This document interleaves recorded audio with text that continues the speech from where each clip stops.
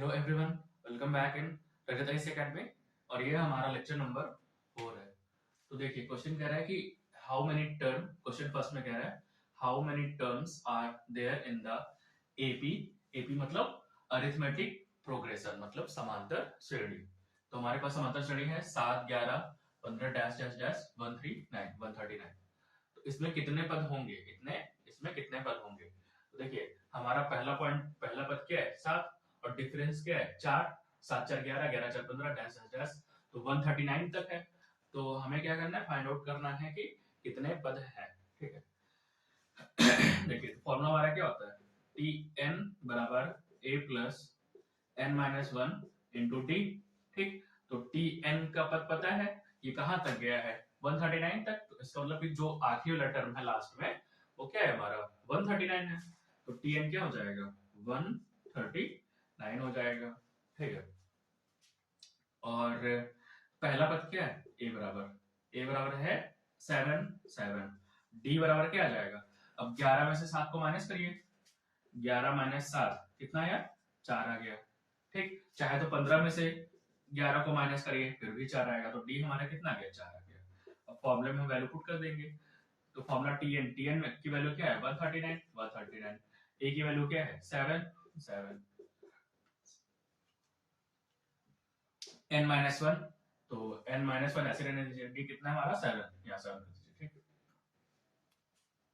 Sorry D की value कितनी है 4, यहाँ 4 कर दीजिए। ठीक, अब 7 को हम माइनस करवा दीजिए, कितना हो जाएगा 132 हो जाएगा, एन माइनस वन, और यहाँ क्या आ गया 4 आ गया। ठीक, अब 4 से इसको डिवाइड करवा दीजिए तो क्या आ जाएगा 132 upon 4 equal to n minus one.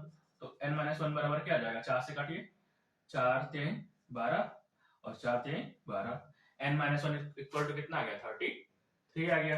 अब 33 उस साइड जाएगा तो एन बराबर क्या आ जाएगा 4 आ जाएगा, एन बराबर 34। ठीक है, तो क्वेश्चन नंबर फर्स्ट का आंसर एन बराबर 34। 34 क्या है, ये बी आंसर सही हो गया। ठीक, अब हम क्वेश्चन नंबर सेकंड को देखेंगे। क्वेश्चन सेकंड में कह रहा है कि हमारे पास एक वैल्यू है, पहला पद है जिसमें, दूसरा पद है और तीसरा पद है, आर इन एपी। एपी का मतलब कि वो समांतर श्रेणी में है। ठीक है, ये पहला दूसरा नहीं दिया है, मतलब 3 क्रम से पद है। देखिए एक पद है, ये दूसरा पद है, ये तीसरा पद है, मतलब एपी में है, मतलब तीनों क्रम से है। ठीक है, तो हमें बताना है एक्स की क्या वैल्यू आएगी। ठीक, ध्यान से देखिए, कह रहा है एपी में है, तो अगर एपी में है, मान लीजिए पहला पद है, ठीक, ये दूसरा पद है, ठीक, ये दूसरा पद है, और ये क्या है तीसरा पद है, क्योंकि तीनों क्रम से है। ठीक, एपी में है तो क्रम से होंगे तीनों। तो कह रहा है कि एक्स की वैल्यू बताइए। तो अगर ये क्रम से है तो हमें अगर डी निकालना हो तो क्या करते हैं, दूसरे पद में से पहले पद को घटाते हैं।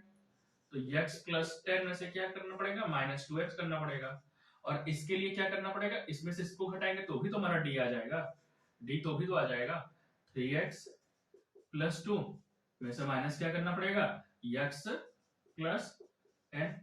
ठीक, देखिए चाहे इसमें से उसको घटाएं तो भी हमारा डी आएगा, सेम आएगा, इसमें से इसको घटाएंगे तो भी हमारा डी, दोनों डी सेम आ जाएगा।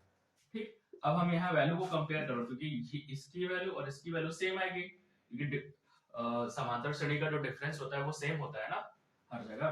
तो दोनों क्या है बराबर आएंगे, तो हम दोनों को यहाँ कंपेयर करवा लेंगे। x plus 10 minus 2x equal to क्या हो जाएगा 3x प्लस 2 और माइनस x प्लस 10। ठीक, अब इसको सॉल्व कर लीजिए, तो x plus 10 minus 2x equal to 3x plus 2 minus x minus 10। ठीक है, तो क्या करिए, देखिए माइनस 2x और प्लस x कितना हो जाएगा 10 माइनस x हो जाएगा, और 3x माइनस x कितना हो जाएगा 2x हो जाएगा, और माइनस 10 प्लस 2 कितना हो जाएगा माइनस 8 हो जाएगा।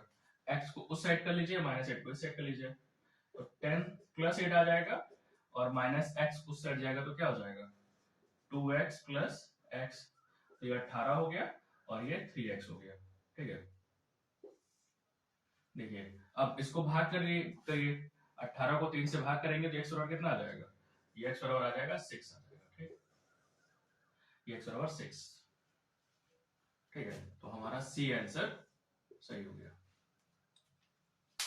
ठीक है, देखिए फिर से एक बार देख लीजिए, कह रहा है कि ये क्या है, समांतर श्रेणी में है, तो हमें x की वैल्यू निकालना है, और हमें पता है कि समांतर श्रेणी का डिफरेंस, जैसे यहाँ पास देखिए 11 में से 7 घटाए 4 आया, 15 में से 11 घटाए 4 आया, इसके बाद क्या आएगा 19, 19 में से 15 घटाएंगे 4 आया, जो डिफरेंस आएगा हर जगह सेम होगा, इसीलिए हमने क्या किया, इसमें से पहले इसको घटाया, देखिए इसमें से इसको घटाया पहला पद, और फिर इसमें से इसको घटाएंगे तो भी हमारा डी आएगा, दोनों सेम होगा ना, और हम दोनों को क्या करिए, कंपेयर करवा लिए, सॉल्व करने पे x बराबर कितना आ गया 6 आ गया। ठीक है, अगला क्वेश्चन देखिए।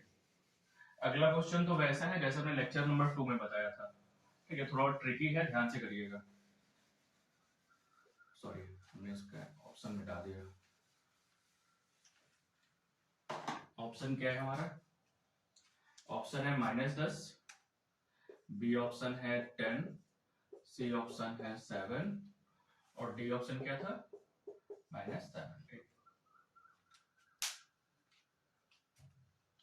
देखिए, if the fourth term of an AP is 14, ठीक है, तो हमने आपको बताया था कि किसी समांतर श्रेणी का अगर कोई पद पूछे तो क्या करना है, एक कम कर देना है, जैसे फोर्थ टर्म, तो फोर्थ टर्म क्या हो जाएगा, a प्लस 3d। अब ये कैसे आया, इसको समझने के लिए आपको लेक्चर नंबर 2 देखना पड़ेगा, वहां हमने डिटेल में बताया है कि अगर जितना पद पूछे 4 टर्म या 5 टर्म तो यहाँ कम कर देना है। ठीक, तो 4 टर्म कितना है, 14 है, तो a प्लस 3d कितना हो जाएगा, 14 हो जाएगा। और फिर क्या बोल रहा है, 12th टर्म, 12 टर्म कितना है, 70।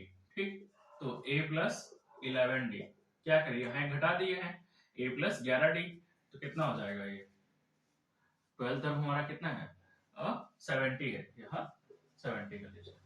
ठीक, ये लॉजिक है, ये चीज अगर आपको समझ में नहीं आया है तो आप क्या करिए, लेक्चर नंबर 2 को फिर से देख लीजिए, आपके डाउट्स क्लियर हो जाएंगे कि ये वैल्यू कैसे आई है। ठीक है, तो a plus 3d equal to 14, a plus 11d equal to 70।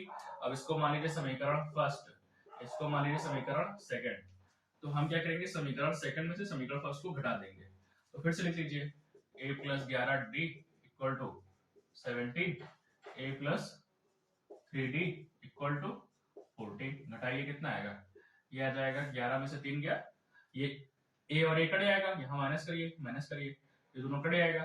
ठीक, 11 में से 3 गया, कितना बचा, 8, d बचा, और 70 में से 14 गया, कितने बचे, 66, नहीं 56, सॉरी 56, तो d बराबर कितना हो जाएगा, 8 से 56, तो d बराबर हमारा कितना आ गया, 7 आ गया। और क्वेश्चन में क्या पूछ रहा है, देन इट्स फर्स्ट टर्म पूछ रहा है, कुछ नहीं करना है, d की वैल्यू उठा करके समीकरण 1 में पुट कर दीजिए। समीकरण 1 क्या है, a plus 3d equal to 14, तो a प्लस 3 गुणे d कितना है, 7 बराबर 14। ठीक, तो a बराबर कितना आ जाएगा, a प्लस 3 सते 21 बराबर 14। ठीक, तो a बराबर क्या आ जाएगा, 14 माइनस 21, a बराबर -7, तो पहला पद क्या आ गया, -7। ठीक है, तो हमारा आंसर क्या हो जाएगा, डी। ठीक है, देखिए अगर आपको कंफ्यूजन होगा तो यही कंफ्यूजन होगा, इसको समझने के लिए लेक्चर नंबर 2 को अच्छे से देख लीजिए, डाउट्स क्लियर हो जाएंगे कैसे ये हमने लिखा है। ठीक है, thanks for watching, have a nice day.